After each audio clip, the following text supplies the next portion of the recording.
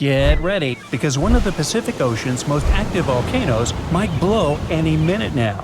Scientists monitoring axial seamount, a gigantic underwater lava factory just off the coast of Oregon, say it could erupt literally any time between today and early 2026 at the latest. Yes, it's underwater, but don't get tricked by the ocean's cover. This beast is almost 3 times taller than the Empire State Building.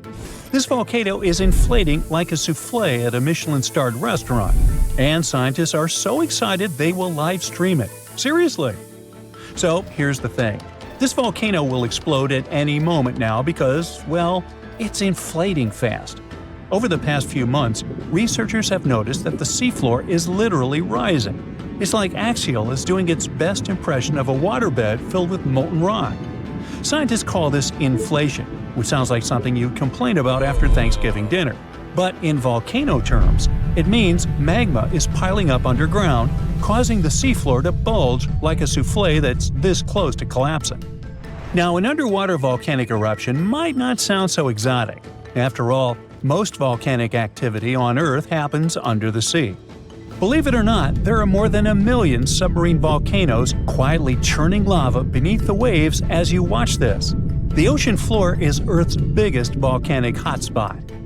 What makes axial seamount so thrilling is that it's under intense scientific surveillance, unlike any other underwater volcano. It's like the star player in a volcanic reality show, with a network of ocean-bottom instruments giving researchers real-time updates on magma movements, seismic tremors, and crust deformation. In fact, axial seamount hosts the world's first-ever underwater volcanic laboratory. Scientists have been keeping a constant eye on it since the 1990s, when they installed sensors that now relay live data straight from the seafloor. This kind of monitoring is unheard of elsewhere and has turned Axial into a geological celebrity, one whose behavior we can track with remarkable precision. Besides, Axial is hilariously predictable. It erupts roughly every decade, and right on cue, it's gearing up for another performance. By mid-2024, it had inflated to nearly the same level as before its last eruption, which means the countdown is on. Scientists are so confident in its schedule that they've set up a volcanic advent calendar, waiting for the day when Axial decides to pop. But hold on, axial seamount isn't just your average underwater volcano. It's got style, personality, and a geological identity of its own. Now, most underwater volcanoes, called seamounts, tend to look like cones or flattened domes. Axial laughs in the face of tradition with its unfashionably rectangular caldera, a 2-by-5-mile crater that looks like it was designed by a geologist with a ruler and a grudge against curves. Most volcanoes opt for the classic circular look, but Axial, it went full avant-garde. This caldera is punctuated by fissures, vents, lava channels, and mysterious dome-like structures that rise hundreds of feet high. It's like the volcano's wearing a funky geometrical crown instead of the usual rounded hat. What's more, Axial's location is like prime real estate for geological fireworks. It sits right where 2 major forces collide, literally. First, it's on the Juan de Fuca Ridge, an underwater mountain range formed where 2 tectonic plates are slowly pulling apart, like a zipper being undone. Second, it's perched atop the Cobb Hotspot, a deep mantle plume that acts like Earth's sneaky magma espresso machine, pumping molten rock from deep inside the planet and fueling a whole chain of seamounts. To put it plainly, it's like the tectonic plates are reluctant dance partners, sliding away from each other, while the Cobb Hotspot acts as the DJ, turning up the heat and keeping the magma party going. This dual influence creates a complex plumbing system inside the volcano, with magma chambers filling, draining, and shifting in ways scientists are still trying to decode. The competition between the spreading plates and upwelling magma is what gives Axial its unique geological fingerprint, and it's also why this volcano keeps surprising us. Now, we said that Axial Summit isn't just a crater. The truth is that inside, the action gets even weirder and cooler, well, hotter, but you get it. Axial hosts black smoker hydrothermal vents, which blast superheated water at temperatures exceeding 700 degrees Fahrenheit. This is no ordinary underwater hot tub. These vents create one of Earth's most extreme environments, where bizarre creatures thrive in total darkness and scalding heat. Giant tube worms, crabs, colonies of bacteria, and even octopuses live off the mineral-rich plumes that gush from these vents, forming ecosystems completely independent from sunlight and photosynthesis. It's like an alien world beneath the waves, thriving off the volcano's fiery breath. These vent communities are crucial to science, not just because they're strange, but because they may resemble the earliest ecosystems on Earth. Some researchers believe life on our planet may have originated in similar deep-sea hydrothermal environments billions of years ago. Studying them could also help us search for life on icy moons, like Europa and Enceladus, where similar vents might exist beneath their frozen surfaces. When axial erupts, it's like a natural reset button for these communities. The lava wipes everything out, but within months, life comes roaring back. Proof that even in the most hostile environments, real estate is always in demand. For those worrying about tsunamis or coastal disasters, relax. Axial eruptions are the underwater equivalent of a slow cooker. The immense water pressure keeps things chill, well, scalding, but not explosive. So the worst thing that happens is some lava decorates the seafloor, and a few crabs have to find new vents to squat in. This means no massive ash clouds or explosive blasts that could reach the surface. Instead, lava oozes out and spreads across the seafloor, sometimes traveling for miles. But for scientists, this eruption is the golden ticket. Understanding axial patterns could help predict eruptions elsewhere, even on land. Plus, its bizarre ecosystems offer clues about how life might survive on other planets. Not bad for a volcano that mostly just sits around looking rectangular. Still, the volcano's activity can be heard in the form of thousands of small earthquakes every day. Thousands! As if the volcano itself was groaning and creaking, preparing to burst open. Again, we won't feel a thing, but at least they'll help scientists track the magma's movements and the volcano's eruptive cycle.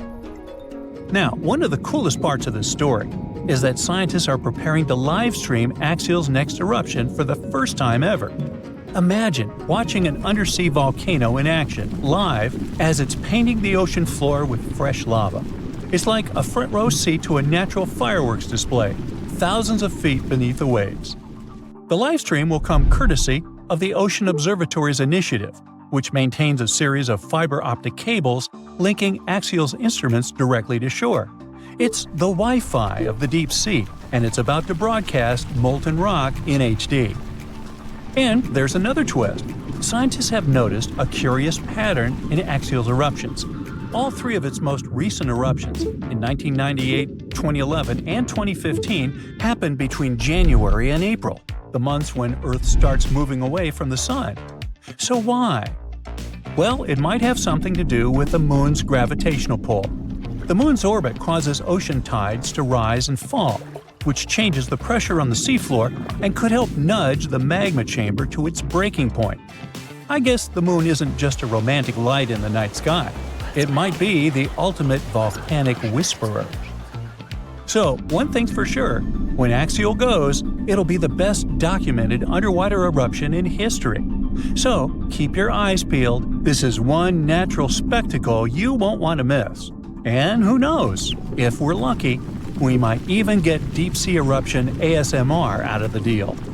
Now, if you'll excuse me, I'll be refreshing the live feed like it's a Taylor Swift ticket sale. Yellowstone is the internet's favorite doomsday volcano. Maybe you heard the prediction. One super eruption, then a continent dusted in ash and temperatures going down. A perfect disaster movie scenario. Yet, geologists worry about a different kind of volcano. One that won't explode only once. It could rip the ground open, flood the entire continent with lava, and make the air unbreathable. And we know this because it happened before. Right now, researchers think there might be around 20 supervolcanoes scattered across the planet. Short story, we fear those. Long story, a major supervolcanic eruption could collapse modern society as we know it.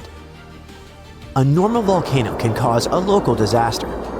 It can wipe out a city and turn a region into a no-travel zone. When Mount St. Helens exploded in 1980, it was huge.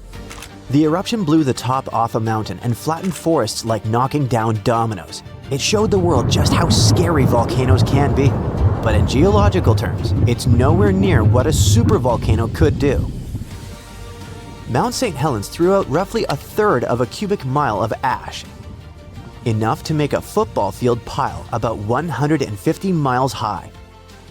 For comparison, a supervolcano could bury the entire state of Texas 5 feet deep, and Texas stretches about 800 miles.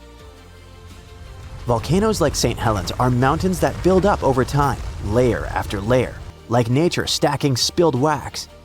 They erupt, they cool, they erupt again, and you end up with a cone that looks cool in photos. A supervolcano is like a hidden pit. It resembles a giant underground tank of molten rock covered in a thick slab of crust. Imagine the magma chamber like a huge underground room, and the ground above it is the ceiling. During a super eruption, cracks rip open across that ground and magma forces its way up through them, like steam blasting out of a pressure cooker. Ash and gas roar high into the sky. It can start in multiple spots across a wide area, not one neat hole. The magma chamber underneath can empty so violently that the roof above it collapses, the land drops, and what's left is a massive bowl-shaped scar called a caldera. And Yellowstone is the prime example. About 631,000 years ago, Yellowstone had a massive eruption and it left behind a giant caldera about 30 by 45 miles across. Now it's a national park, but it's also basically a footprint, like a warning. If Yellowstone erupted again, the first super hot clouds of ash and gas could blast outward and burn everything nearby. Then the ash would spread. And ash is not like the fireplace dust. It hurts to breathe. It wrecks engines, and it can shut down flights and machines. Regular volcanoes mostly hit the area around them with lava. A super eruption turns the air itself into a real danger. Ash spreads far and jams the things we depend on. High up, sulfur can turn into a thin haze that will block some sunlight. That can cool things for a while and mess with growing seasons, even far from the eruption. And winds can spread that effect well beyond the US. However, geologists worry about something even worse. A kind of eruption that can keep going in waves and cover huge regions in lava. It's called a large igneous province. It's not one volcano. It's a whole stretch of crust that starts leaking lava through long cracks over and over for a long time. Instead of one giant explosion, it's more like Earth turning on a lava faucet that just keeps going. Imagine a crack in the ground hundreds of miles long. Out of that crack comes a sea of lava. But this isn't the sticky, slow stuff you see in Hawaii. This is hot, runny, fast-moving lava, and it doesn't stop. It spreads, floods low spots, stacks into layers, and then does it again. And that's what makes LIPs scarier than a supervolcano. They drag on. They can erupt in repeated pulses over hundreds of thousands to a few million years. We have scars to prove it right here in the US. About 17 million years ago, the Pacific Northwest ripped open and created the Columbia River basalt. Lava did not just coat the land, it drowned it. The total amount that erupted was around 42,000 cubic miles. That's enough to cover the whole US in lava about 58 feet deep. But how can Earth produce enough lava to bury a mountain range? It's because the planet is still churning inside. Imagine Earth like a pot of thick tomato soup sitting on a stove. Earth's core is the stove, and it's extremely hot. The soup is the mantle, a thick layer of rock that moves slowly. Now and then, a massive blob of superheated rock rises from deep in the mantle, possibly from the boundary above the core. Scientists call this a mantle plume. When it reaches the cooler crust, it spreads out, pushes upward, and when it breaks through, it does not build one neat mountain. It can open long cracks and feed eruptions in repeated bursts for a very long time. However, while lava burns everything in its way, it's not what wrecks the planet. The gas does. These eruptions release huge amounts of carbon dioxide and sulfur, and we can assume the consequences of that because it happened before, and not just once. About 252 million years ago, a massive LIP eruption began in what is now Siberia.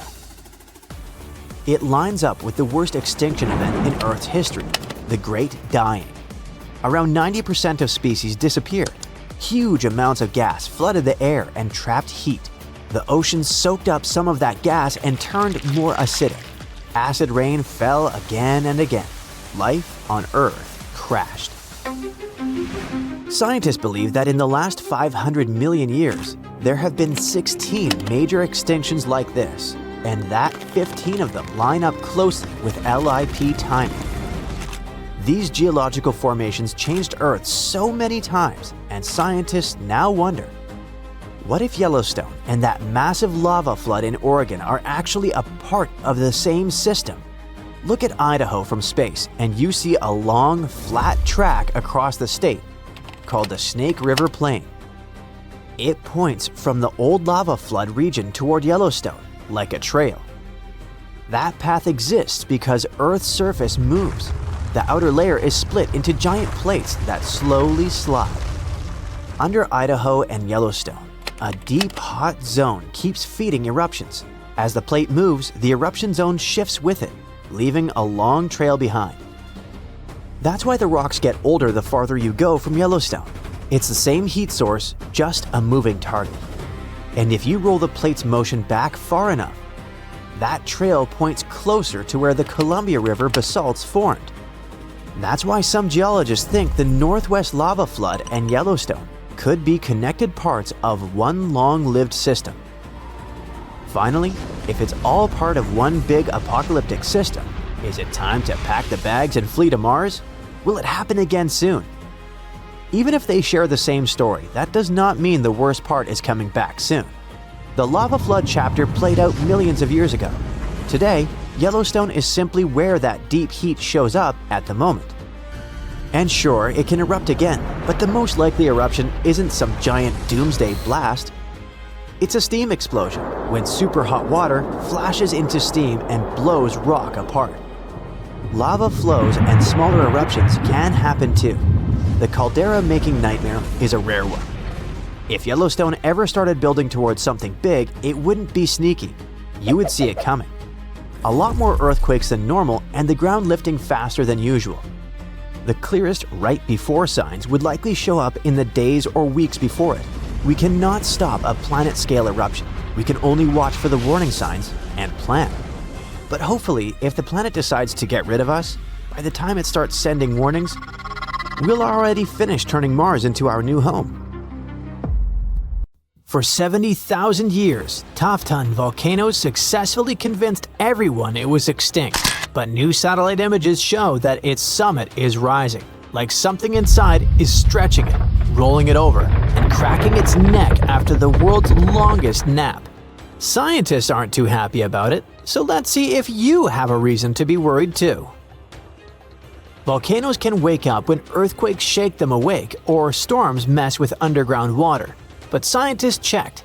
There weren't any big earthquakes or heavy rains in southeastern Iran, where it sits. So it must be gas or magma pressure that's moving Taftan. It's like a sealed soda can heating up from the inside.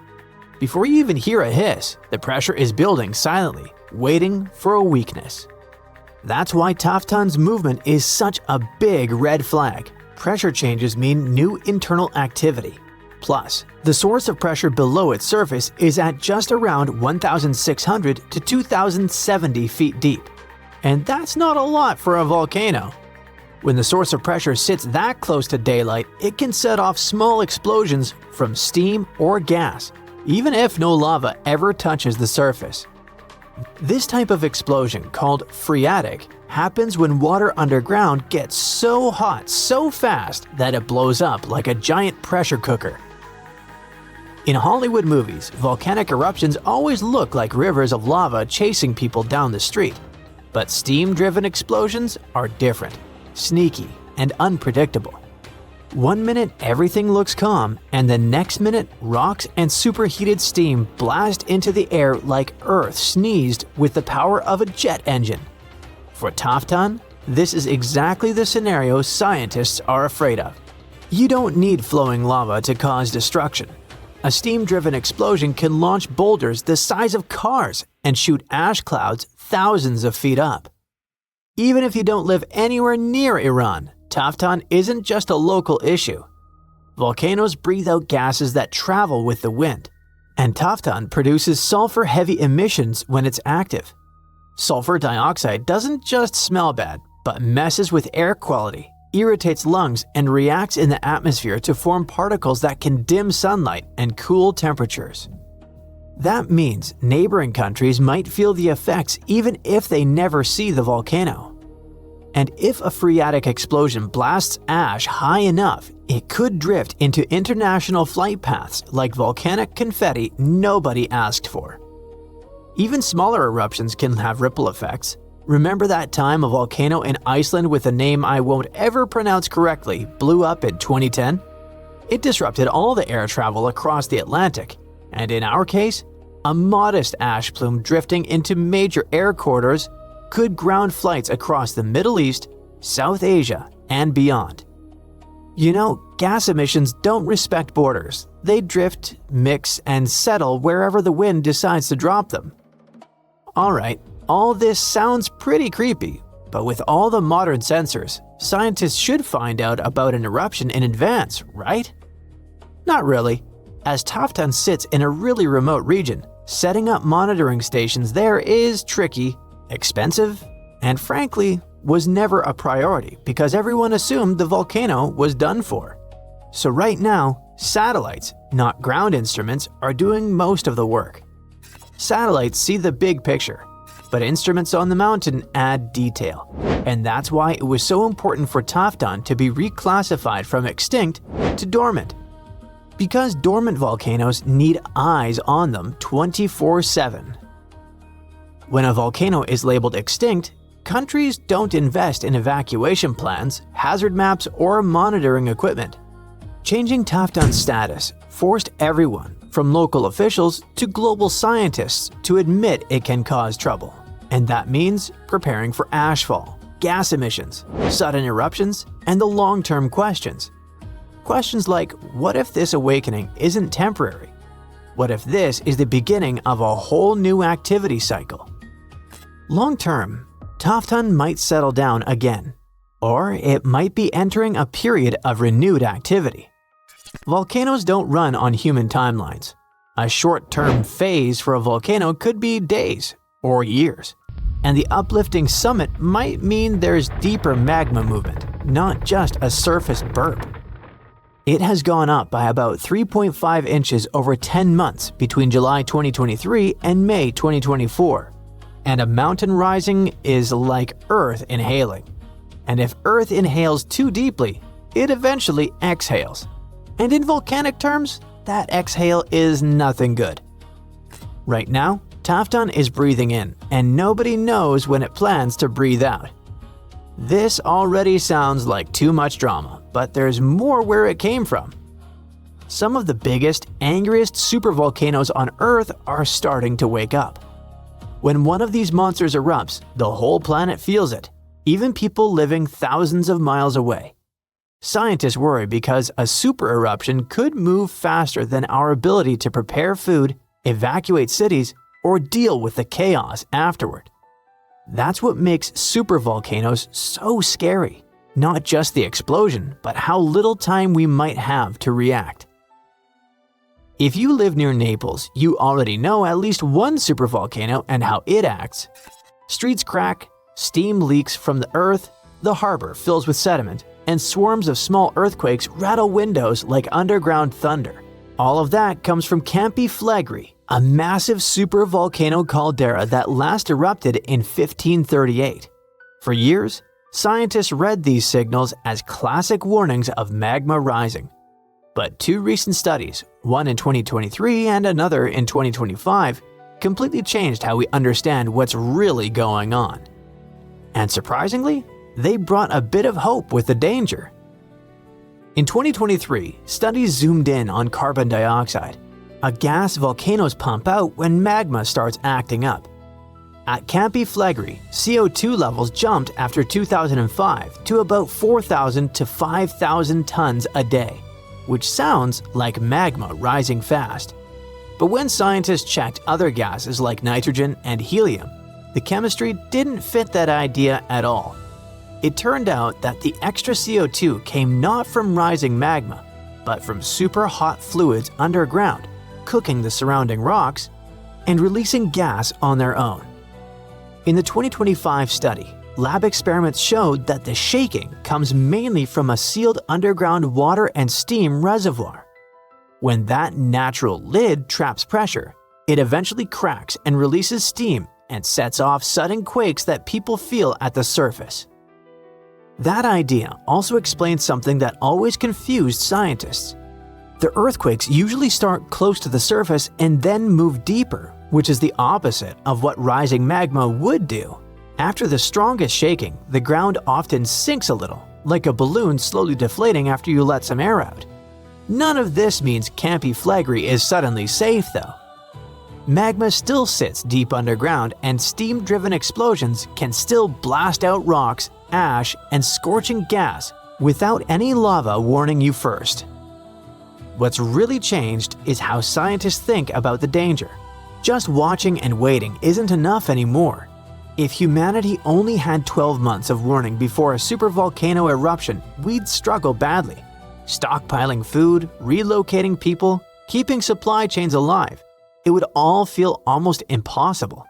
But don't freak out yet, because supervolcano eruptions are extremely rare.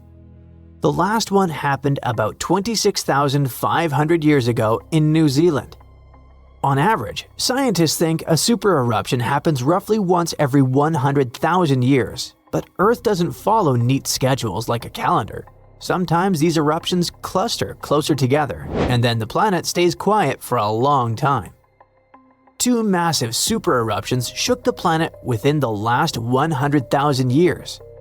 About 74,000 years ago, Indonesia's Toba volcano blew up with such force that it blasted ash across Asia, lowered the temperatures around the world, and may have pushed early humans to the brink of extinction. Then, around 26,500 years ago, New Zealand's Taupo volcano unleashed an eruption, covering huge areas in ash and reshaping the landscape we see today. There's always a chance another super eruption could arrive earlier than we expect. That uncertainty is what keeps scientists awake at night. In 2015, a volcano erupted, and the seafloor dropped about 8 feet, like an elevator giving up mid-ride. By then, scientists had already put wires and sensors all over the place. The idea here was simple.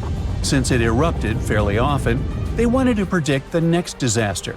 And they sorta did. They circled 2025 in red and waited. Except nothing happened. But the ground is still swelling and quaking almost daily.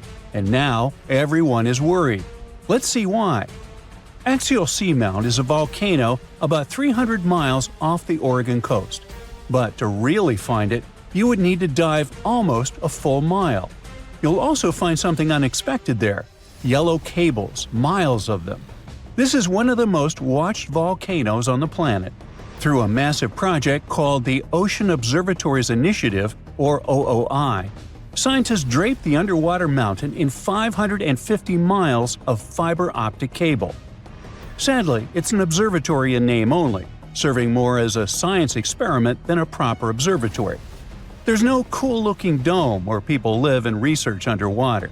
These cables power a massive network of sensors. They count earthquakes, track the ground rising by fractions of an inch, and listen to the magma rumble.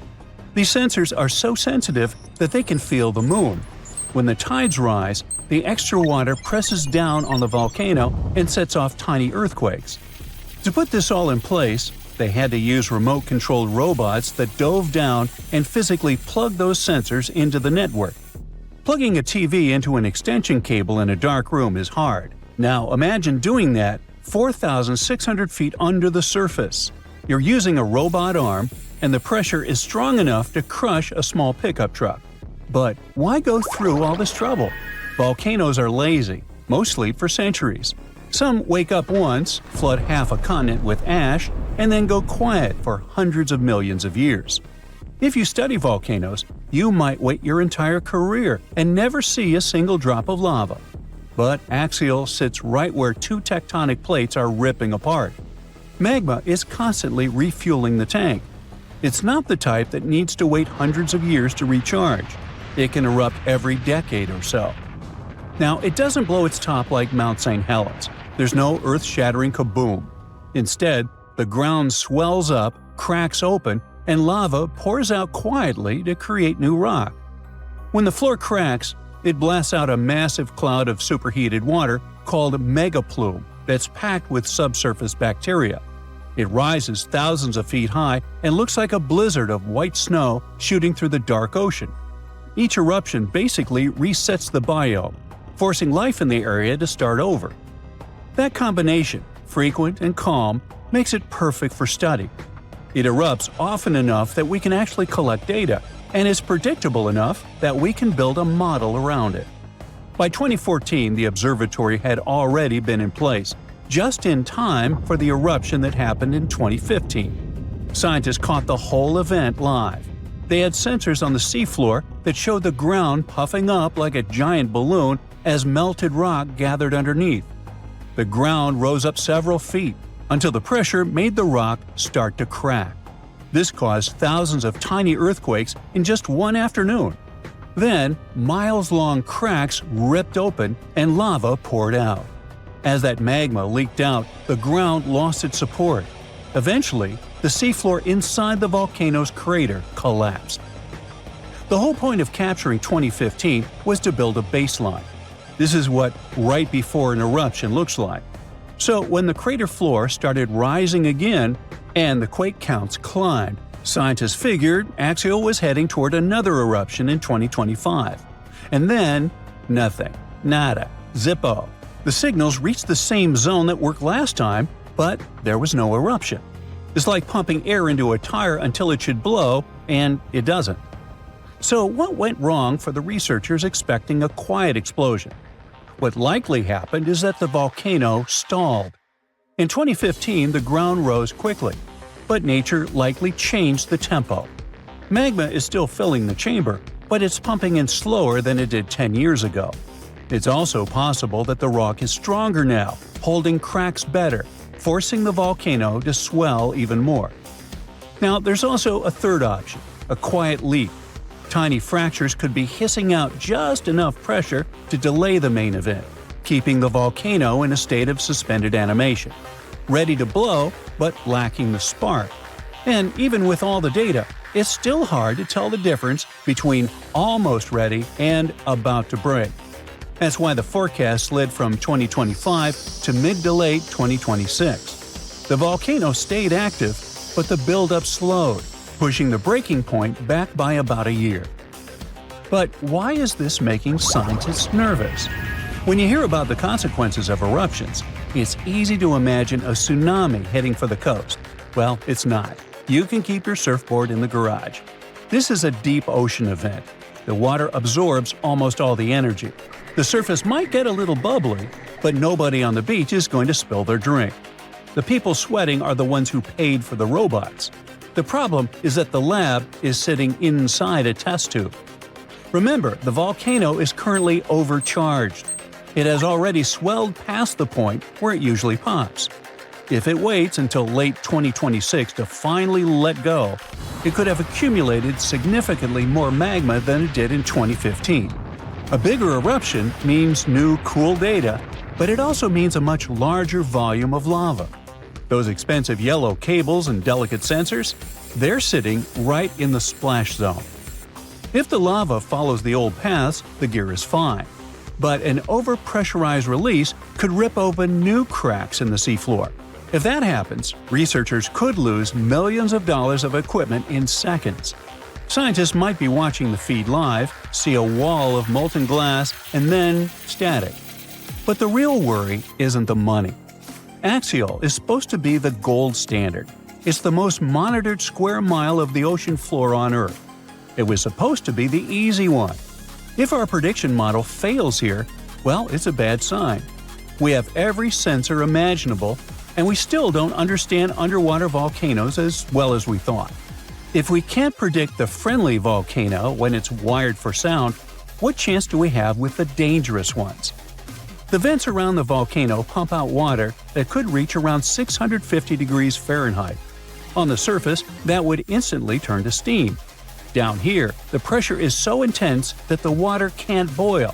But it's so hot it can dissolve minerals. The place is also loud.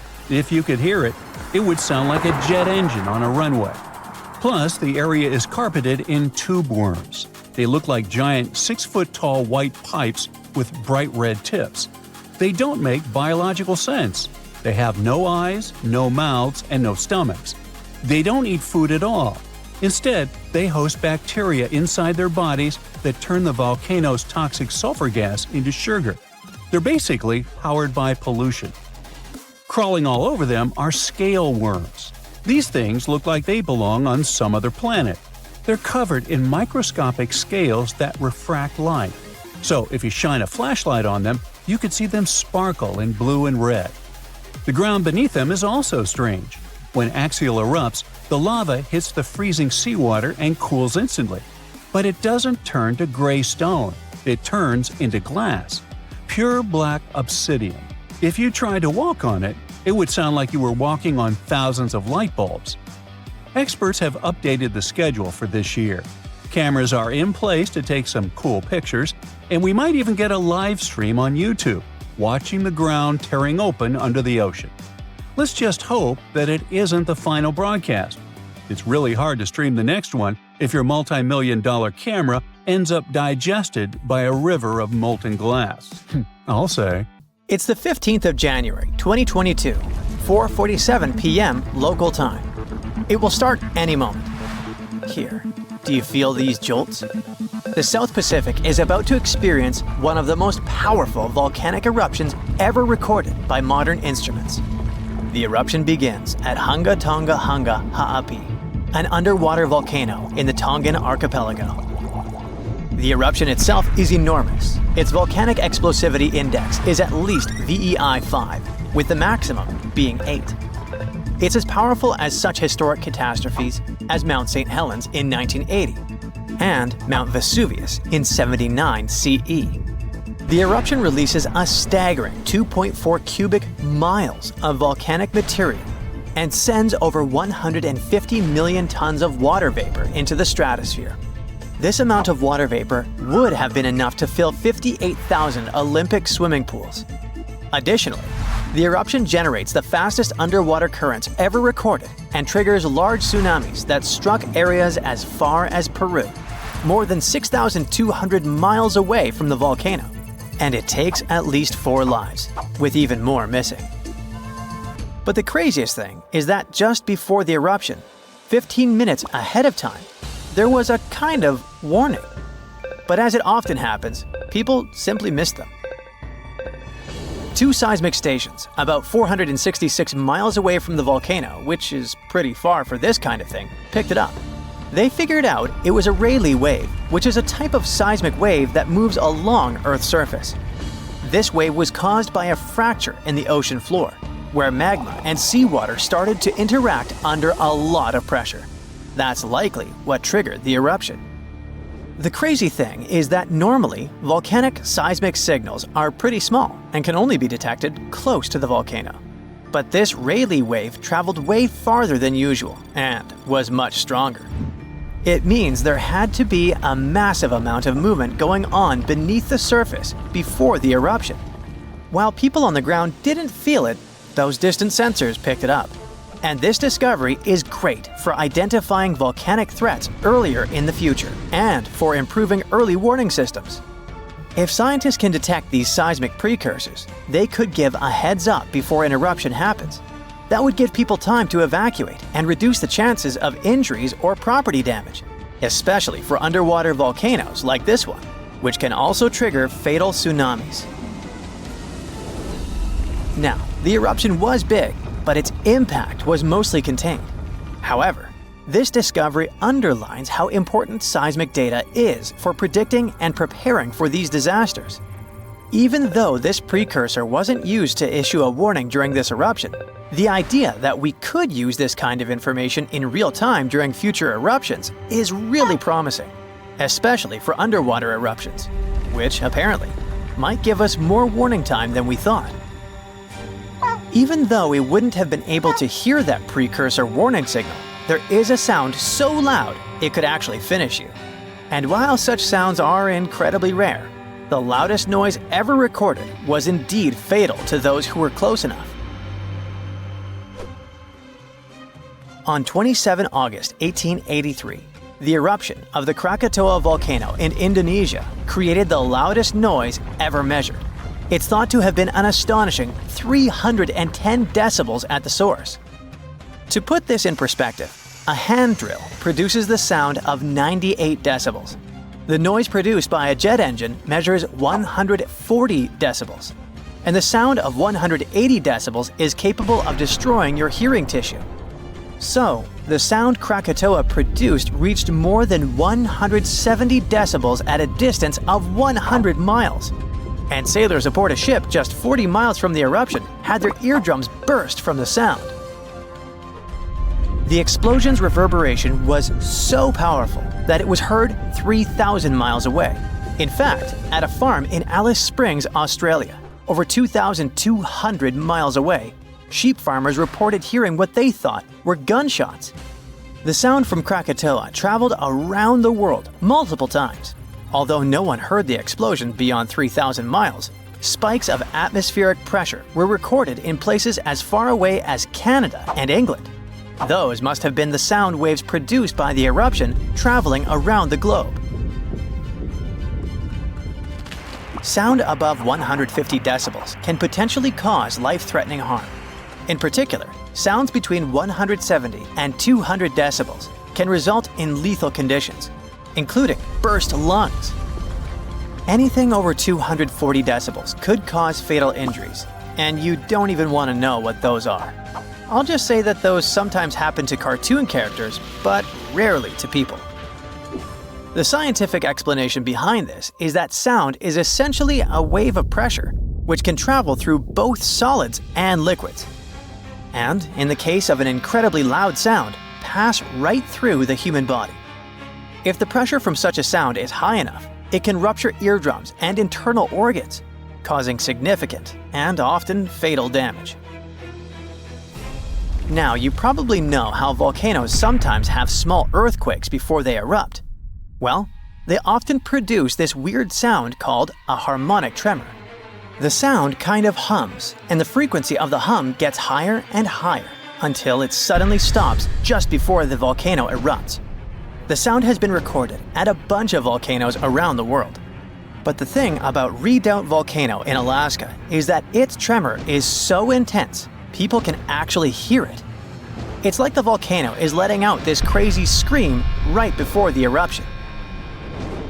According to a geophysicist at the University of Washington, the frequency of Redoubt's harmonic tremor is so high that it is barely perceptible as a low bass hum, and that's at its highest pitch. All because the pitch of Redoubt's tremor exceeds that of any other recorded volcano. It questions the limits of the existing models used to explain these phenomena. That's why researchers had to propose a new model to account for these unusually high-pitched tremors. Most volcanoes produce sound when magma bubbles vibrate as they rise through cracks in Earth's crust. But in the case of Redoubt, scientists believe that the harmonic tremor and associated earthquakes occur when magma is forced through a narrow opening under immense pressure. The thick magma sticks to the rock surface inside the conduit, a channel or a pipe that carries magma from a reservoir or chamber to the vent. As the pressure builds, the magma moves upward. This makes it stick again until the pressure forces it to move once more. These sudden movements cause small earthquakes, which, as the pressure increases, occur more rapidly and blend into a continuous rising noise. so it's actually the rocks making the sounds. This new model is important because it could help scientists better understand the eruptive cycles of volcanoes like Redoubt. It could also serve as a limited early warning system. By the time Redoubt began to scream like this, the volcano had already been erupting for a few days, so the tremor might only provide a few minutes or hours of warning before the next explosion. The harmonic tremor at Redoubt reaches an extremely high frequency, then falls eerily silent before the volcano erupts again. This pause occurs when the earthquake activity slows down and the two sides of the fault slip smoothly against one another. Maybe that's when even earthquakes can't keep up anymore. The new model may also apply to other volcanoes, such as the Soufriere Hills volcano on the Caribbean island of Montserrat. The research team is now planning to investigate why the pressure at Redoubt is concentrated in one specific spot. To move ahead in their research, the scientists have created 2 recordings of Redoubt's seismic activity. The first, a 10-second recording, compresses about 10 minutes of seismic sounds and harmonic tremors, sped up 60 times. The second, a 1-minute recording, condenses roughly an hour of activity, including more than 1,600 small earthquakes that had occurred before Redoubt's first explosion with harmonic tremor. These recordings could provide crucial insight into the dynamics of volcanic eruptions and the signals that precede them. Well, pack your bags and hurry down to Antarctica, because gold is literally raining from the sky there. $6,000 per day. Well, not exactly from the sky, more like from the eruptions of this massive fiery volcano. The towering beast of a mountain is called Erebus. It looms over the icy, lifeless expanse of Antarctica on Ross Island. It shares the spot with 3 neighbors, Mount Terror, Mount Bird, and Mount Terra Nova. Although Erebus is certainly dominating the place, it's about 12,500 feet tall, like 8 Empire State Buildings. Now, even though it's far smaller than Mount Everest, it's still the southernmost active volcano in the world. And even though it stands in the middle of nowhere, Erebus is far from lifeless. It has a terrible temper, actually. Erebus constantly breathes and roars, throwing out gases and chunks of molten rock in crazy tantrums called strombolian eruptions. And among them, it spews out tiny, delicate specks of shimmering gold. And it's not a couple here and there. This money fountain works every day, spewing out nearly a quarter pound of gold per day. Like we mentioned, it's worth over $6,000. It also sums up to a crazy 64 pounds of gold per year, over $2 million. But before you treasure hunters rush there, we have to tell you that these are more like particles of gold. They're often less than 60 micrometers in size and are scattered around, impossible to collect. And when we say scattered around, we mean it. Some of those particles have been found as far as 620 miles away from the volcano, carried in the middle of nowhere by Antarctic winds. Now, Erebus isn't a super friendly place to hang out next to. Its eruptions are wild and unpredictable. So, most of what scientists know about Erebus comes from satellites, which monitor its activity from the safety of space. For scientists, this place is also a gold mine. Erebus is the only volcano that can do this stuff. They figured out that this happens when the magma, superhot semi-molten rock beneath the Earth's surface, rises to the volcanoes. Magma brings some liquid gold with it. The moment it meets the chilly Antarctic air, the gold crystallizes into little pieces, and voila, $2 million per year. Erebus is such a weird and rare volcano. Its fiery heart has been burning for over 1 million years. Over these million years, it's been building layer by layer. Its basis is a super ancient lava, and the upper layers are youngsters. And throughout many years, it's been very active, with a glowing lava lake bubbling at its center. This lava lake is exactly what it sounds, a pool of constantly shifting, burning molten rock. This site is incredibly rare because there are only several lakes like that in the entire world. And this isn't just a pool of rock, it's a window into the volcano's soul. In Erebus, it's made of phonolite. Now, phonolite is a very cool rock. Its name comes from the Greek words for sound and stone. Because, guess what? It's a rock that produces a ringing sound when you strike it. There are only a couple of volcanoes that give it to us. But it's not the only volcano that can flex its weirdness. Oldoyenyo Lengai, a volcano from the East African Rift in northern Tanzania, is even more mysterious. It spews what's called nitrocarbonatite lava. Most volcanoes erupt glowing red-hot rivers of molten rock. But this one erupts dark lava. It flows super fast, like water, creating these thin, fast-moving rivers. So all this makes it look almost like black mud or oil. What's even wilder is that as soon as it hits the air, it starts reacting super fast and turns white within hours. It's like magic, with black lava turning into something that looks like white dust or snow. Not even mentioning that it even glows faintly at night. And it's not that hot either. Well, it's still pretty hot, from about 900 to 1,000 degrees Fahrenheit. But usually, lava temperature can vary from 1,300 to 2,200 degrees Fahrenheit. So it's cold by volcanic standards. That's because this lava is rich in some strange soda and salt-like, incredibly rare materials: nerorite and gregarite. Nerorite is usually colorless and shiny, looking like small clear crystals or plates. Gregarite is often a bit cloudy. These guys are a geochemical mystery. Deep inside this place, there are two pools of magma. The rare minerals are probably born when carbon-rich parts of magma get separated from the rest, forming these two pools. And while they're fascinating, and we can get tons of them from this volcano, they're also completely useless. They're so rare and fragile that they're impossible to use in anything, even jewelry. Still, even astronomers find this curious. If there are planets out there that are rich in carbon instead of oxygen, like Earth, these minerals could be quite popular there. This volcano also releases a lot of gas, and I mean a lot. It's spewing out carbon dioxide at a speed of about 176 pounds per 1 second. Just think about it, about 5 tons of carbon dioxide per minute. Every minute, that's like several cars worth of gas being pumped out into our atmosphere. Luckily, our planet is used to this volcano, so it's not that dangerous to us. Meanwhile, in the central Andes, far from human reach, Listaria is having the time of its life. This is also one of the most extraordinary and remote volcanoes in the world. This one is even taller than Erebus, rising to almost 18,700 feet. It's surrounded by a barren, otherworldly landscape. There are literally no humans within 90 miles around it, except for some volcanologists. Listaria is absolutely wild, constantly breathing out hot gases and steam. The air seems almost alive there, shimmering with plumes of vapor escaping from cracks in the ground. These vents, called fumaroles, are more than just hot steam. They're basically chemical labs. They spit out tons of various gases, all of which react with the air and rock around, and what's left behind is something otherworldly.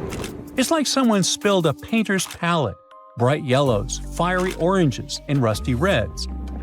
But the wildest part are molten sulfur rivers, streams of bright yellow liquid bubbling and flowing down the sides of a volcano. Some of it is still burning, darkening, like some sort of weird s'mores. All that because the sulfur is getting heated to its melting point by the intense heat below and turns into a thick, glowing liquid. Then it starts flowing, cooling, and hardening. You can't tell if you should be fascinated or disgusted by this sight. And if that's not enough to make you feel like you're on another planet, the place itself is just as extreme and crazy. Listaria is perched high on the Altiplano, at the edge of the Atacama Desert, one of the driest places on Earth. Pretty much no rain, and temperatures can plummet to minus 11 degrees Fahrenheit.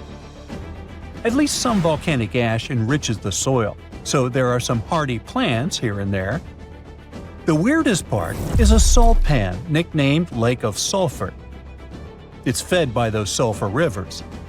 It shimmers with minerals all along its shores. This lake used to be way higher in ancient times, but now it's just a shadow of its former self.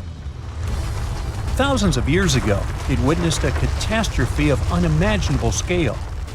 The southeastern side of the volcano, a huge part of it, crumbled and fell in an instant. The ground just gave way, and an avalanche of volcanic rock and ash thundered down the slopes. The landslide raced at terrifying speeds, faster than the fiercest storm, tearing apart everything in its path. It tumbled for 5 miles. When the dust settled, all that was left was a massive scar about half a mile wide. We learned this story from the debris around the place. Ash, pumice, and lapilli all are the shattered remnants of the volcano itself, lying now at its base. The ground suddenly starts shaking. Clouds of gas start forming in the sky, making it dark during broad daylight. Bits of the ground start swelling, lifting, and even collapsing. These are the telltale signs of a volcano that is bound to erupt. And this is what could easily happen again with Mount Spur. It's only about 75 miles from Anchorage, one of Alaska's busiest cities. More than half of the population of the northernmost state of the US live there. There's also a huge amount of air cargo that passes through its international airport daily. So anytime a volcano this close to such a vital hub begins to get restless, people start paying attention. Just FYI, approximately 350 million people in the world live within the danger range of an active volcano. That means that around 1 out of 20 people live in an area at risk of volcanic activity. Alaskans probably wish that Spur's reawakening was fiction, but it's actually true. The Alaska Volcano Observatory picked up on several of these "I'm about to erupt" signs from Mount Spur. So much so that they raised the alert level to yellow, which means unrest above normal background levels. Spur erupted twice in the 90s, and it was pretty intense. If we were ranking volcanic eruptions on a scale from 1 to 10, these eruptions would rank a 6 or 7. Not that terrible, but still worth 10 to 17 million in damages. However, these numbers are nothing compared to Alaska's 1988 Redoubt eruption, another volcano that erupted and summed up a staggering $345 million in damages.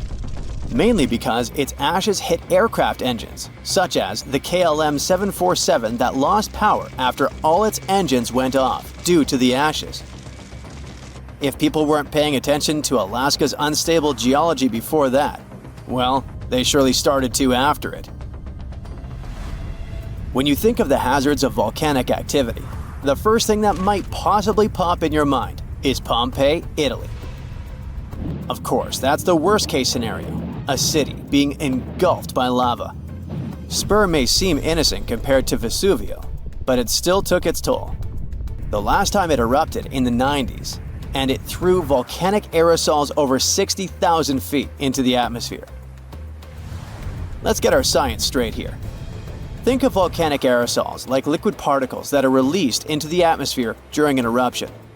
These particles are usually created when gases from a volcano, such as sulfur dioxide, combine with water and other particles that exist in our atmosphere. These aerosols can actually cool the Earth's surface since they reflect sunlight directly back into space. And that's not the worst part. It can stay in the atmosphere for several years after an eruption, causing lots of health issues. The eruption unleashed blazing fast avalanches of hot gas and ash called pyroclastic flows, along with thick, muddy floods known as lahars. Oh, and there were also the massive volcanic boulders. These rock chunks were huge, some over 3 feet long, and they blasted out from the volcano like nature's cannonballs, landing more than 6 miles away. All that volcanic heat melted part of a nearby glacier, kicking off debris flows that dammed up the Chakachatna River and created a whole new lake along the valley. Some good came out of Spur's first eruption, though.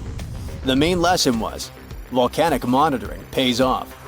The local monitoring was able to reduce the economic damage done by the eruption, especially for a city that has an intense air traffic. Spur is deemed as dormant for the moment, but it could go off anytime soon. You see, Volcanoes are classified as active, dormant, or extinct, depending on how much action they're putting on. If it's still active, it's still rumbling and erupting somewhat regularly.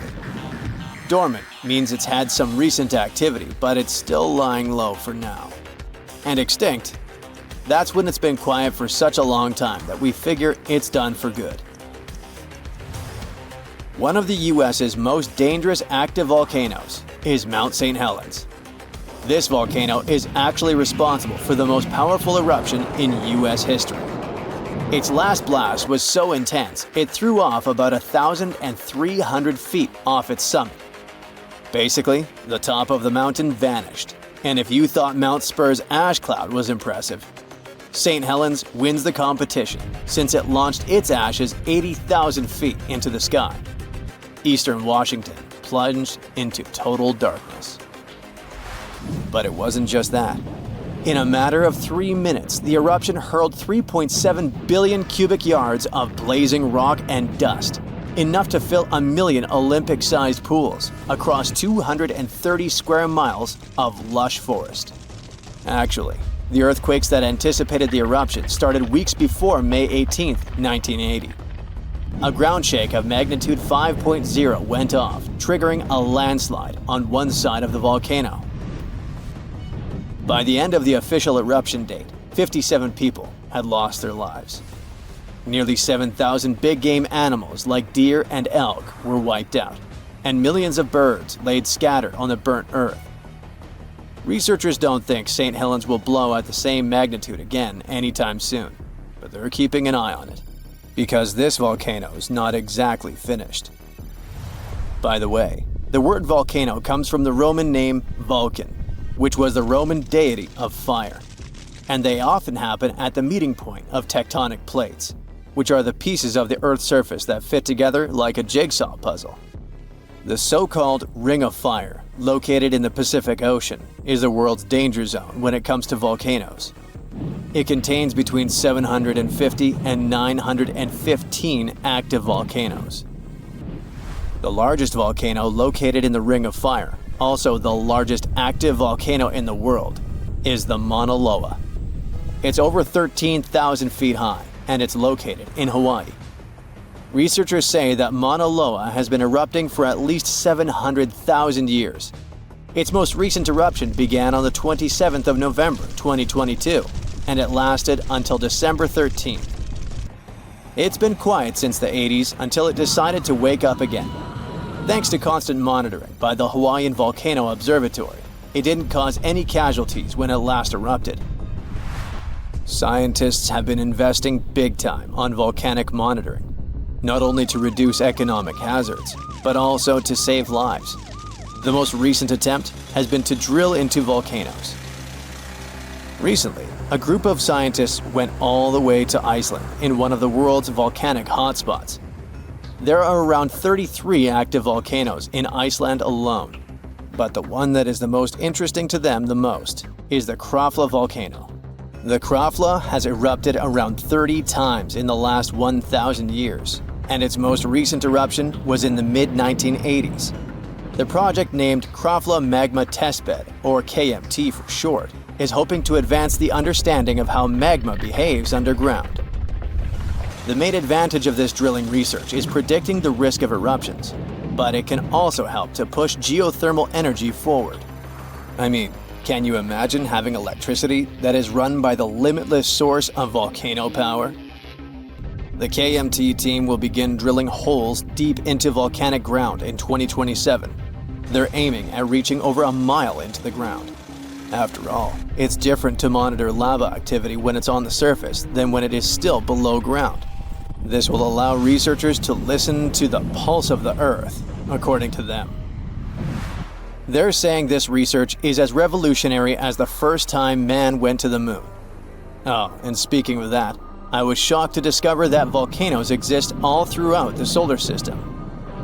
Yep, other planets and moons have volcanoes too. The largest volcano in our solar system is Olympus Mons on Mars. It's a shield volcano, much like the ones that make up the Hawaiian Islands. It's about 370 miles wide. If we transported it all the way back to Earth, It would almost occupy all of Poland. Yikes.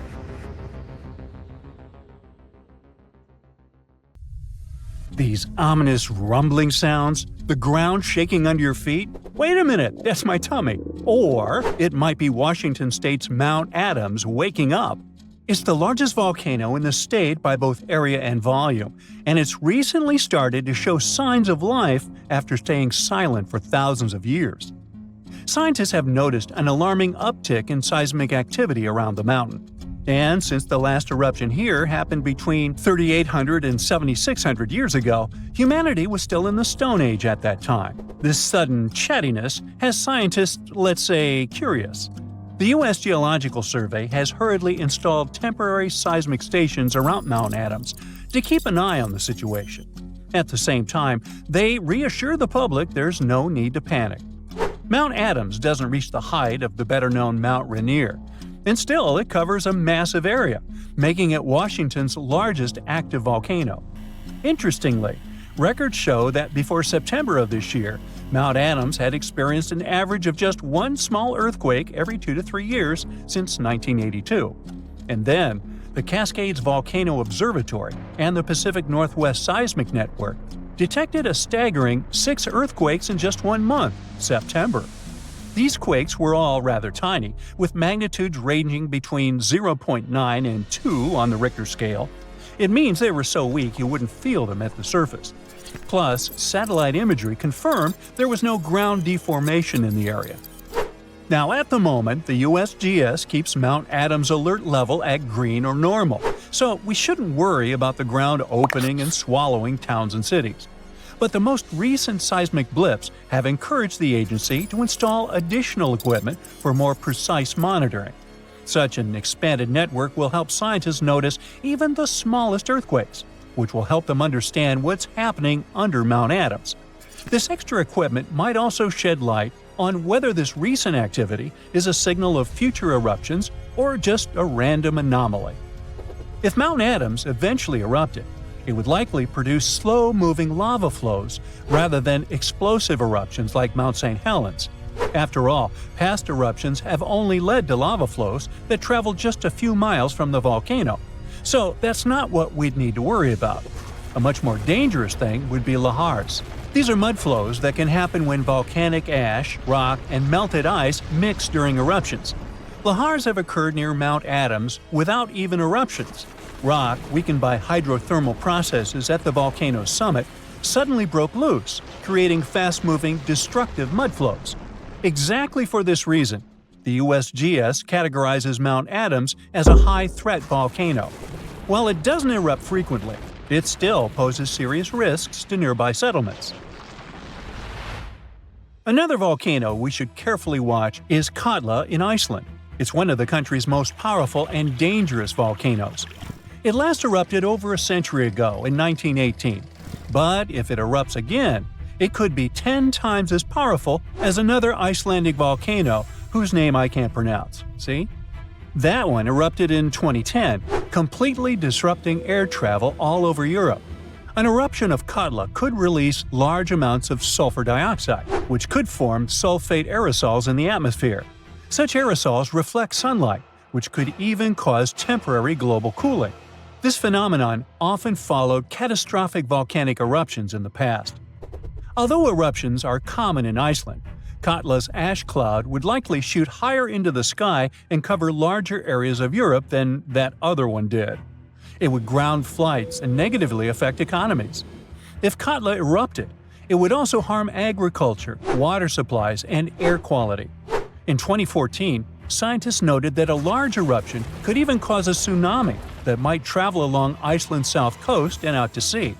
But the potential impact of such a tsunami is still unclear.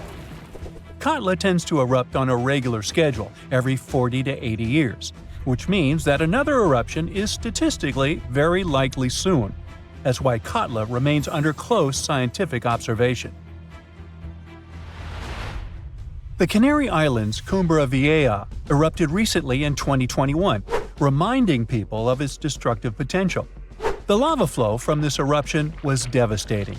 It covered whole neighborhoods and flowed into the ocean, destroying more than 3,000 homes.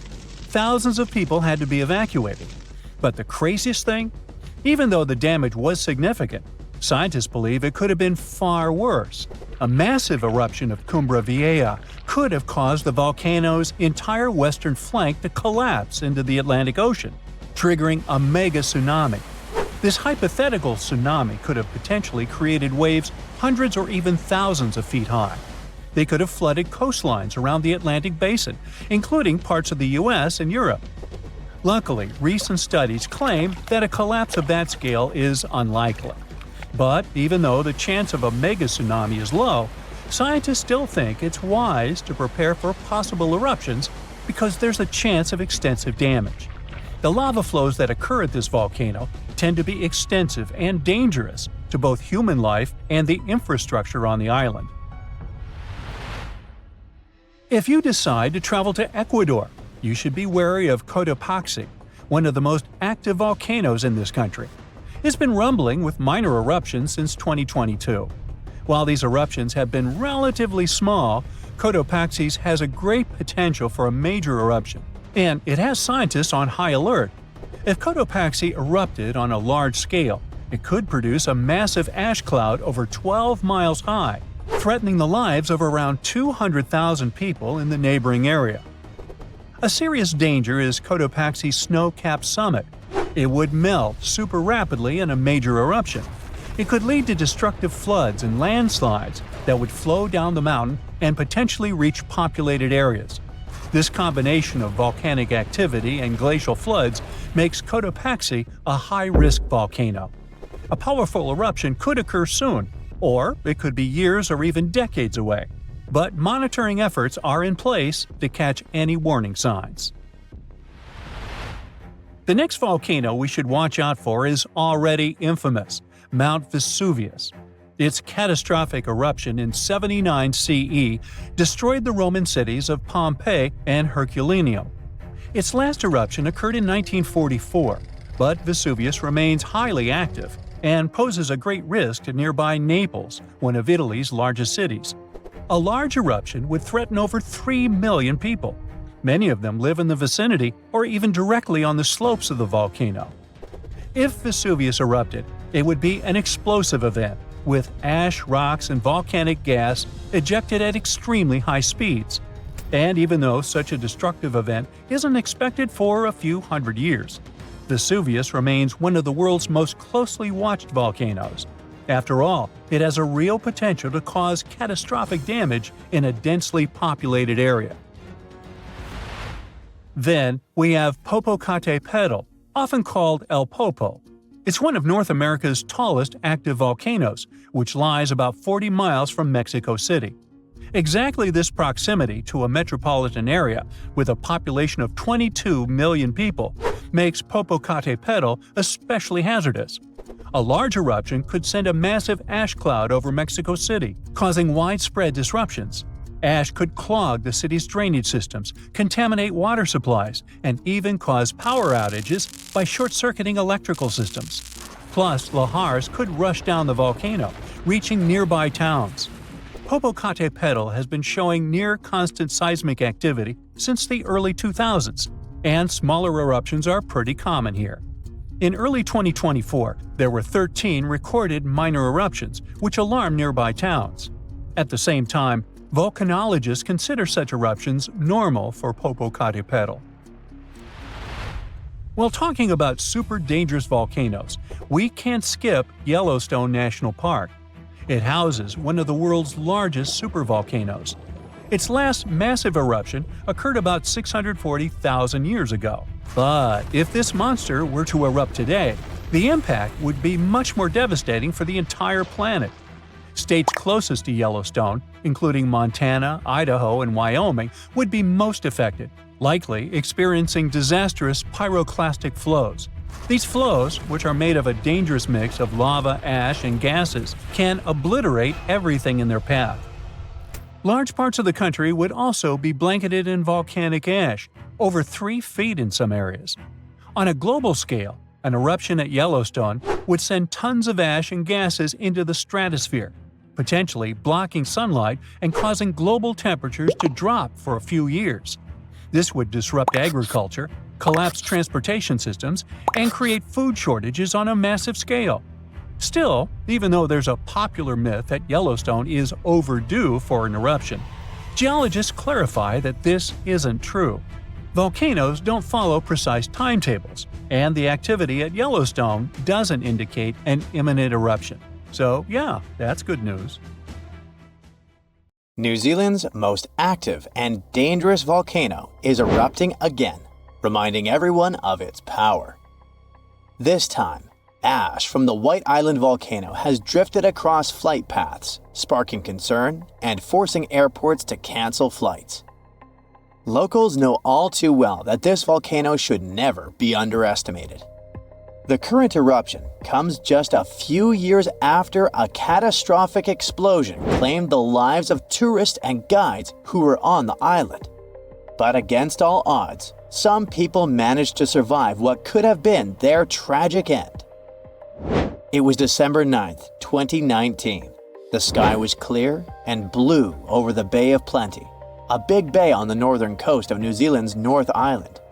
It felt like the perfect day for sightseeing. The main attraction in the area is the White Island volcano, also known as Whakaari. It is huge, with its peak rising about 1,000 feet above sea level. Its impressive size and stunning views have been drawing visitors from all over the world for years. Actually, we're talking about very brave visitors, as being near an active volcano comes with serious dangers, such as explosive eruptions, fatal emissions of sulfur dioxide, superheated steam, earthquakes, rockfalls, and even tsunamis. Experts normally say that these catastrophic events are extremely rare, which is true, but rare doesn't mean impossible. On that doomed day, 47 people were having the best time exploring the island. Little did they know that everything was about to change at exactly 2:11 that afternoon when the volcano erupted. A fisherman who was out at sea near the volcano described it as a huge explosion going off, forming a mushroom cloud as it expanded. Photos taken from a distance and satellite images show that a thick white cloud filled the sky a couple of moments after the eruption. Authorities then issued an alert about a moderate volcanic eruption, warning people living near the volcano to stay inside and close their windows and doors to prevent ash from coming in. But the authorities' nightmare truly began when they checked cameras on the island and saw what appeared to be people going inside the crater just 1 minute before the eruption. Right at that moment, they knew they had to launch an urgent rescue operation. Time was running out, and every second counted. The people were in serious danger. 7 rescue helicopters were sent to the scene with paramedics on board. They managed to find the first survivors, and 7 of them were seriously hurt. At around 5 in the morning the next day, officials announced that 23 people had been rescued from the island. They knew more people were still trapped there, but rescue teams could not communicate with any of them. And there was something even more worrying in the back of their minds: the risk and fear that a second eruption might happen at any moment. Recovery efforts during that week were really challenging due to ongoing seismic and volcanic activity. Heavy rain, low visibility, and toxic gases made things even tougher for the teams on the ground. Unfortunately, 22 people lost their lives in this tragedy, either due to the explosion or from their injuries. Those who survived tell heroic stories about that day. One of the survivors was from Sydney and was only 19 years old when he went on a family trip to New Zealand. The itinerary included a visit to the famous White Island volcano. He said that his tour group, including his family members, was caught in a relatively flat and open area on their walk down from the crater when the volcano erupted. Then he was thrown over a mound by the force of the eruption before curling up in the fetal position, covering his head with his hands. He felt like he was being hammered by a sandstorm, like in movies where characters can't see a few feet in front of them. Once the eruption clouds lifted, the island returned to the clear day it had been before, except everything was covered in gray ash. That was when he saw his father struggling to breathe. He remembers spending about 20 minutes thinking about what he could do, even though he was feeling unbearable pain. With hope of survival, he gathered all his strength to get up and seek help. Eventually, he managed to reach the pier where he was rescued and taken to a hospital. He spent 8 days in intensive care and, like a hero, managed to survive. Unfortunately, he never saw his family again. Along with other survivors, this young man was one of those who sought justice after the incident. According to him, he wasn't given any indication of dangers before going on the trip, and only had a short safety briefing that day with no emergency plans in place. This brings us to an important question regarding this tragedy. How could no one have predicted what was going to happen? Were they all really caught by surprise? To answer these questions, we need to understand a bit about the nature of volcanoes and how they behave. So, New Zealand is situated on 2 tectonic plates. These plates are always moving very slowly, and what happens there, specifically, is that the Pacific Plate slides under the Indo-Australian Plate. The problem is that when this subduction or sliding process happens, it can create deep trenches. As the edge of the denser plate moves down, the pressure and temperature around it go up. This causes changes in the plate that melt the rock above it, and that melted rock can rise and come through a volcano. This geological process has helped shape the beauty of New Zealand with its rugged terrain and stunning mountain landscape, but it can also be destructive. There are several active volcanoes in the country, and White Island is just one of them. Eruptions like the one that happened in 2019 have been occurring for tens of millions of years. White Island Volcano is a stratovolcano, which means it has that classic cone shape like Stromboli in the Mediterranean or Mount St. Helens in Washington. It's also part of the Ring of Fire, a region filled with volcanoes that surrounds the Pacific Ocean. What makes this area so dangerous is the molten rock or magma hiding underneath these volcanoes. This magma is usually thick and filled with gas, which can lead to powerful and explosive eruptions. According to specialists, the eruption on White Island was likely a steam eruption. Stratovolcanoes often have many cracks that let water in. When this water meets hot magma, it turns into superheated steam that usually escapes through vents.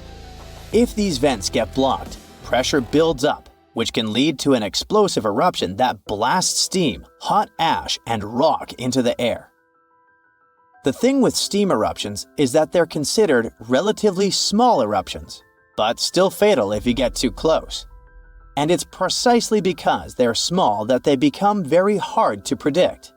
They can strike without warning, catching everyone off guard and turning a seemingly calm day into a life-threatening situation in an instant. So, about that day in 2019. Yep, the volcano really surprised the tourists and their guides, but we need to clarify one thing. About a month earlier, experts did notice an increase in toxic sulfur dioxide coming from the volcano. They raised the danger alert to level 2, which stands for moderate to heightened volcanic unrest. But what happened was that, back then, it was still pretty common for tour operators to keep running their tours, even with a level 2 alert. Unfortunately, the country learned the hard way that volcano tourism can be really dangerous, and White Island has been off limits since then. I mean, you can't get too close anymore, going there by boat or helicopter. But for those with a taste for adventure, scenic flights are still an option, allowing you to catch a glimpse of the volcano from a safe distance. Our planet's biggest and meanest supervolcanoes are waking up. When they erupt, you'll surely notice it, even if you live thousands of miles away from the epicenter. Scientists are worried we might not have enough time to prepare and deal with the consequences of a supereruption. There's some volcanic activity close to the Italian city of Naples. And no, it has nothing to do with the famous Mount Vesuvius, but with another volcano. This one is harder to see as it doesn't have a tall peak like Vesuvius. But don't let this bad guy trick you. It could be way more dangerous than its giant neighbor. It does have a huge crater that's about 8 miles wide. This volcano is called Campi Flegrei, and it's actually one of the largest volcanoes in Europe, sitting under the town of Pasquale. So, Campi Flegrei erupted 39,000 years ago with a bang so massive it spread ash across the whole Mediterranean region.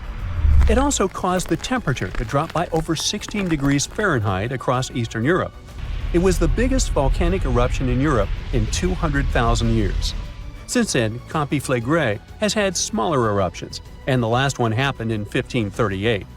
Now the area is full of small craters, hot springs, and bubbling pools, and they're all proof that this volcano is still very much alive and brewing something. Since the early 2000s, the ground in the giant crater and the town nearby have been slowly rising by about 1 to 1.5 inches every year. There were at least 150 earthquakes that shook this supervolcano lately. In May 2024, there was a 4.4 magnitude in the area, the biggest in the last 40 years. Residents had to leave their homes and camp outside, fearing there would be more earthquakes. No one knows how Campi Flegrei is going to behave in the following months or years, but the authorities are organizing evacuation exercises to prepare the population just in case. The Italian volcano looks like an innocent kitten compared to the real giants like Yellowstone. For a volcano to deserve the title of a super one, it must be able to produce catastrophic-scale eruptions and eject huge amounts of magma, ash, and volcanic gases. The Yellowstone giant meets these criteria. Even though it moves from time to time, the Yellowstone supervolcano hasn't erupted for 640,000 years. But when it does wake up, it might erupt with incredible power, about the same amount as 10 huge nuclear power stations can produce. Under the ground, beneath Yellowstone, there's a super hot area full of molten rock called magma. As more magma moves into a big space called a magma chamber, the ground above starts to swell or rise. When the magma cools down, the ground falls. Between 2004 and 2009, the ground at Yellowstone rose by almost 10 inches, but then it started to slowly go back down in 2010. Scientists aren't sure if it's going to erupt anytime soon. There's also another big volcano called Long Valley in California that has been active since 1980, and it can be a really big threat. Scientists studying this supervolcano found out that before its biggest eruption, 760,000 years ago, the buildup may have taken less than a year. Now, that's bad news, because a supervolcano eruption can have a huge effect on the world, like the eruption of the Toba volcano in Sumatra around 74,000 years ago. It became the biggest volcanic eruption the Earth had seen in 28 million years. It covered parts of Indonesia, India, and the Indian Ocean with a thick layer of volcanic debris, almost like a 6-inch blanket. The amount of rock it spewed out was like stacking nearly 3 million Empire State Buildings. The giant crater it left behind can still be seen from space. All the ash and gases shot up into the air and blocked some of the sunlight. It caused a volcanic winter that lasted about 6 to 10 years. Some scientists think this eruption might have even affected early humans. Around the time Toba erupted, the human population took a sharp dip, and there were far fewer people. Some say this is why all modern humans come from a small group of survivors. According to the Toba catastrophe theory, most early humans in Europe and Asia didn't survive the cold and harsh climate after the eruption, but a lucky group lived through all that in Africa. Not all scientists agree with this idea, and some archaeological and climate records show a different story. Another volcano that changed the world in a big way was Mount Tambora in 1815. The next year went down in history as the year without a summer. It was cold and rainy, and there was snow and frost even in the middle of summer, especially in Europe and North America. This happened because the volcano sent out a lot of sulfur dioxide into the sky, which spread all over the world and made the planet colder. When Tambora erupted, it caused huge tsunamis that smashed homes and took the lives of around 10,000 people. Afterward, about 80,000 more people passed away because of the consequences the eruption had caused in the world. The cold weather ruined crops, so food became really expensive. And because horses were the main way people traveled, the cost of oats that they ate went way up too. Some people even think this led to the invention of the bicycle in 1817 as a new way to get around. The eruption made the Earth colder for about 3 years. Now, even though the Tambora eruption was so powerful, Krakatoa, another volcano in Indonesia, stole the show when it erupted in 1883. It was just easier to spread information about it through telegrams and photos. Its final blast was the loudest recorded sound in history, and people could hear it on 10% of the entire Earth's surface. The eruption started a tsunami with waves about half as tall as the Statue of Liberty. Now, if we only had 12 months to prepare for a supervolcano eruption, it would be really hard to store enough food and get ready. But don't panic just yet. Supervolcano eruptions are very rare, and the last one happened 26,500 years ago in New Zealand. Scientists think that a super eruption happens once every 100,000 years on average. But the sad part here is that the Earth doesn't follow a perfect timeline. There could be clusters of super eruptions with shorter gaps between them and then longer quiet periods. Since there have already been 2 super eruptions in the last 100,000 years, there's always a chance one could happen again sooner than we expect. Plus, although there are places like Yellowstone and Long Valley where we expect volcanoes to erupt, there are less obvious possible hotspots. In Chile, there's a volcano called Laguna del Maule that has erupted in the past and left behind a huge crater. Over the last 20 years, the ground there has been swelling really fast, rising up to almost 1 foot a year. Some people are worried that this could be a sign of a big eruption coming. But scientists say there's not enough magma yet to cause a super eruption. In Bolivia, the Juturancu volcano is also acting up. It's part of a group of volcanoes that have caused super eruptions in the past. Since the 1960s, the ground around Juturancu has been lifting, but the last eruption was 250,000 years ago.